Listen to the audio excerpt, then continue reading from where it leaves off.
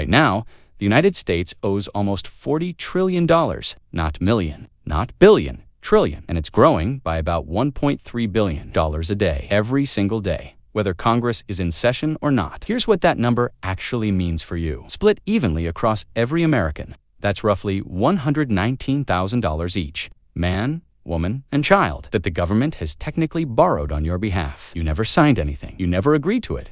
It's just there. So where did this come from? The debt didn't explode overnight. It's decades of the government spending more than it collects in taxes, year after year, and covering the gap by borrowing, mostly by selling Treasury bonds to investors, banks, and other countries. Japan alone holds hundreds of billions of dollars of American debt. China holds a massive chunk. When people say America owes money, this is largely who it owes it to. But here's the part that should actually worry you. It's not just the size of the debt. It's the interest. In 2026, for the first time in modern history, the U.S. is spending more than $1 trillion a year just on interest payments, not paying down the debt itself, just covering the interest, like making minimum payments on a credit card forever. That number just passed what the entire country spends on national defense.